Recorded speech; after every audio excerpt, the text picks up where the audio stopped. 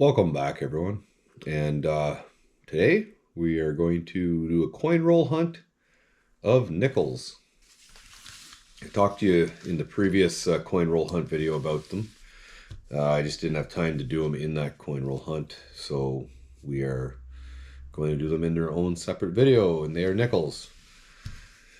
We got 2, 4, 6, 8, 10, 11. And we got a full box here. And I think I remember talking to you about these. So they look like this. The only crappy thing about these is I like to reuse my rolls. And these ones here we can't. They're all going to be garbage when I'm done. So I'll have to purchase more, which I already have, rolls, coin rolls, and recoin roll them all, and like when I'm done hunting them. And so that's about the only thing that sucks. A lot of people would see this and they'd be like, I'm not doing those, because they've probably already been picked through or someone's put through them. There are some good ones in here, because just looking at them on an ender here, I got a 1979.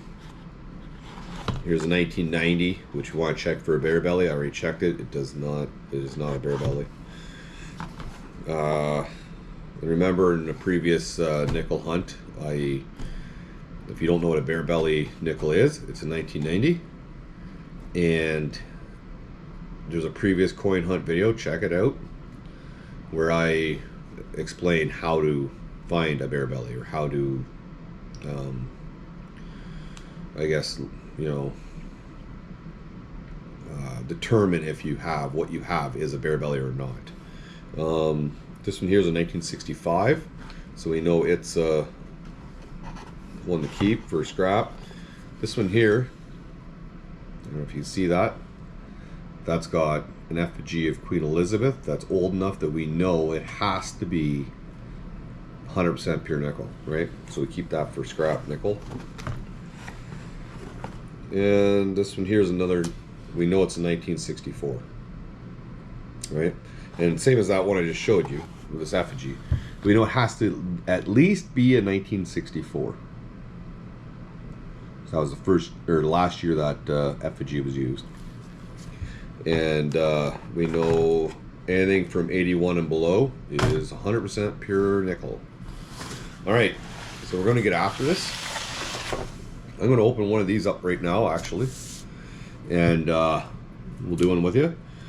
And if we find anything, you'll see it, and if not, I will turn you guys off, and I will do the rest of these rolls, and I'll bring you back if I see anything crazy cool, and if not, we'll bring you back at the end and show you what we got. All right? Thanks, and whoa! If you guys are going to do some hunting, good luck. Hope you find lots of cool stuff. All right.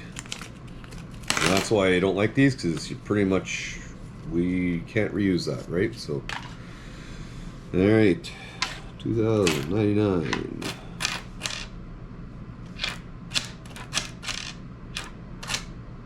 So this one here has no year on the front, so I know right away I don't even want to look at it, because I know it has to be a 2002. It's the only year that they didn't put a date on the front of the nickel is in 2002. So I automatically know that that's a 2002 nickel without turning it over to find the date on the other side. Only year they did that, so in Canada anyways.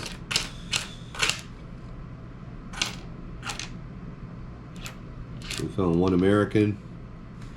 It's 83.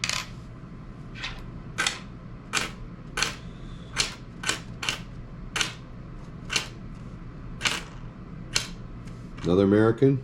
It's 2004.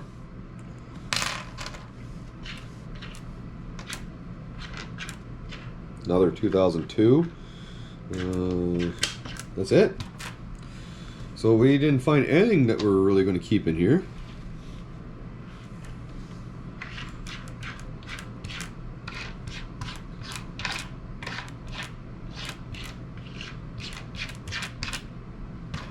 Well, at least there's 40 nickels. Okay.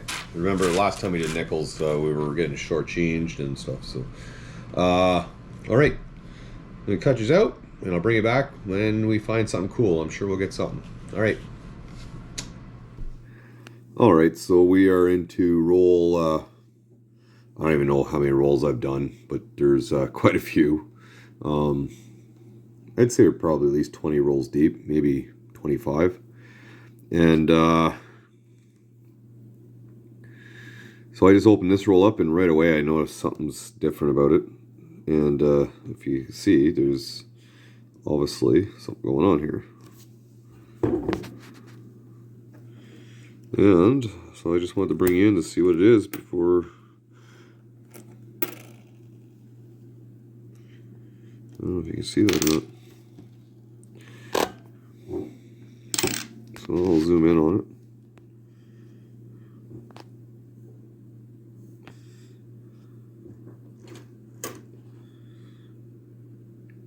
So it's just 2002.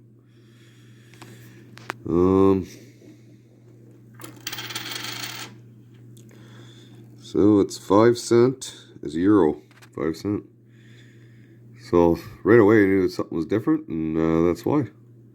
It's a euro, 5 cent. So I didn't bring you in earlier, but we did find so far. We're not done yet. Still about half a box left. Found two 67s. And then I found two 47s. One maple. This one here is a maple. Right here. And this one here is not a maple. So if you didn't know, the reason why there's a maple on some of them is those were actually made in 1948. They didn't have the 1948 dies in time to make the nickels. Or, well, any of them, like the pennies, the quarters, the dimes, whatever. Everything has a maple on them. So they didn't have the dies or whatever. I believe it's the dies in time to do the 1948 coins, and they needed coins, so they just went ahead and made a whole bunch up 1947s with a maple on them. That way you could tell that those were actually made in 1948. They did finally get the dies and stuff in 1948 in. And they did make 1948s, but 1948s are harder to find because there wasn't that many actually made, because by the time they did get them, they were it was pretty late in the year. All right, just a little side note there for you. And so far, I also have found this one. It's a 1956. I found a bunch of other scrap, and there's a few errors I'm going to go through with you at the end, but we'll wait till the end to do that. So far the oldest ones I have are these two 1947s. Alright? Alright. I'll bring you back in if anything else cool comes up. So, we found 106 scrap, so 100% nickel, 81 in prior. We found a few oldies, 367s. We found some 96s and some 90s. And we'll talk about those in a minute when I bring in for close-ups. And we found a couple foreign. Alright. So, next little clip here, you're going to see me bring in some close-ups. Okay? And then we'll finish up. Alright, so like I was saying, we found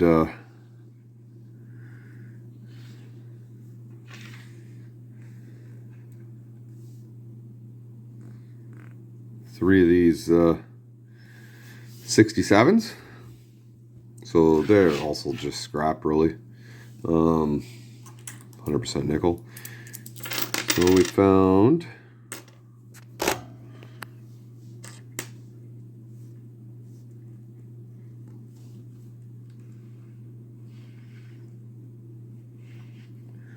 this way. Found two 1947s, a maple and a regular. And we found a 56 and a 1939. Zoom out a little because we're a little close, I think. All right. So my oldest coin also found was a 1939.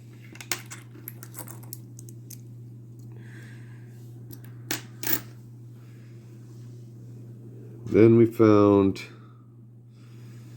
two foreign.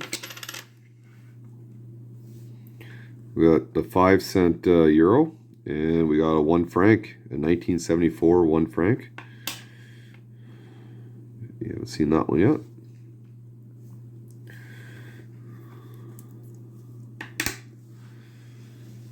All right, then we have our 1996 that I found. I found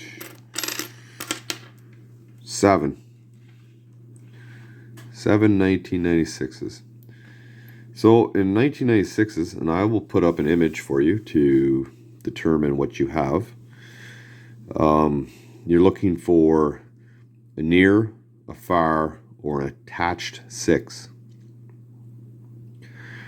The near 6 is the common one, okay? If you have an attached, I believe it's worth the most, and a far is still worth more, but not as much as an attached. So you definitely want an attached. Actually, give me a second because I gotta put up an image anyway, so this will give me time for you to see it while I look it up for you, because I want to make sure you have the right info.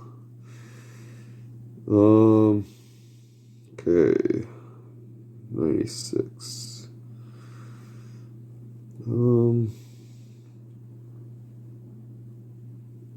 So it's the attached 6 is worth the most.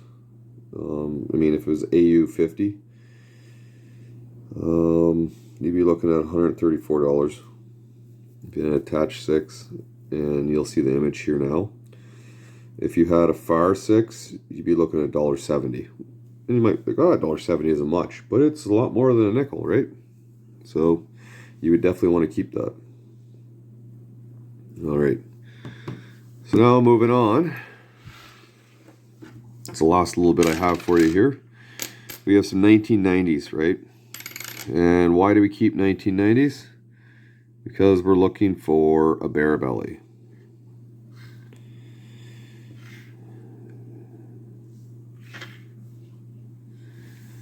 Okay, so bare belly. So I'm going to read this up for you because, and again, I'll put the image up. We do have the image of the bare belly up already on one of my previous coin roll hunts. So, but I'm going to do it again here for you,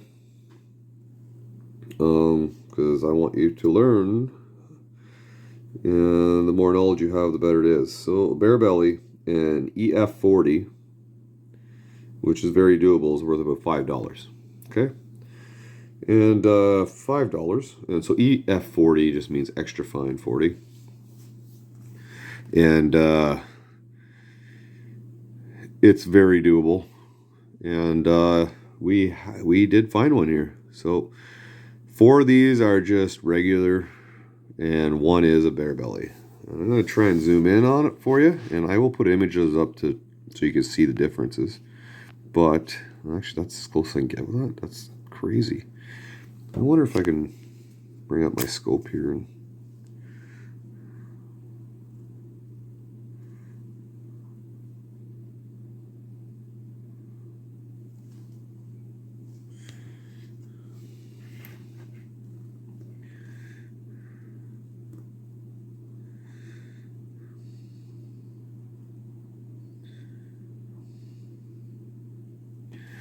You know what? I can't see nothing. So, you know what? I think what we'll do here is I'll take a picture of this thing.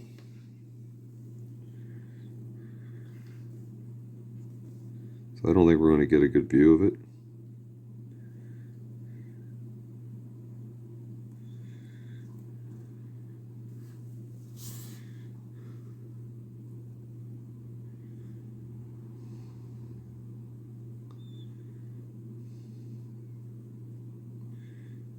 that's it there. You're not getting a very good view of it, I don't think. How about I take a picture of it? I'll zoom in on it, and then we'll let me just make sure that's the one, because there's right here.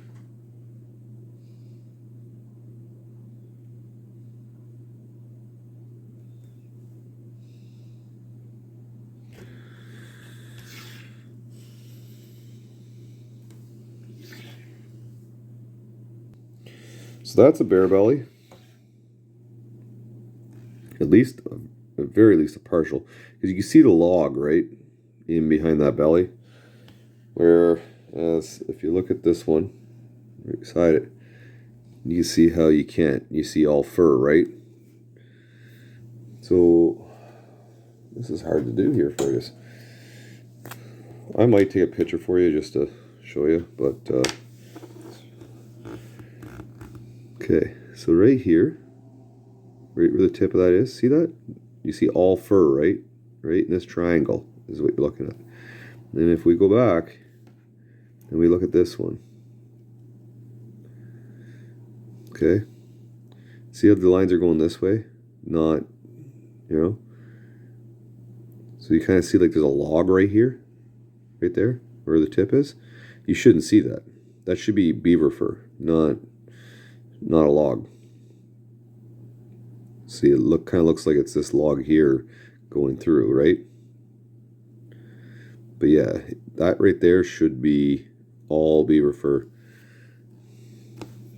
If we zoom out just a little, no, you probably won't be able to tell if I zoom out. But if you look, no, maybe, just maybe. No. All right. So, sorry. It's really hard to see. What I'll do is I'll put an image up. And you know, describing how to find a bare belly. And I will take a picture of this real close. And you'll see what I'm talking about, okay? All right. So this is it for the video, and I just want to thank you all for watching, and happy hunting on your cornrow hunts. Okay? See you on the next one.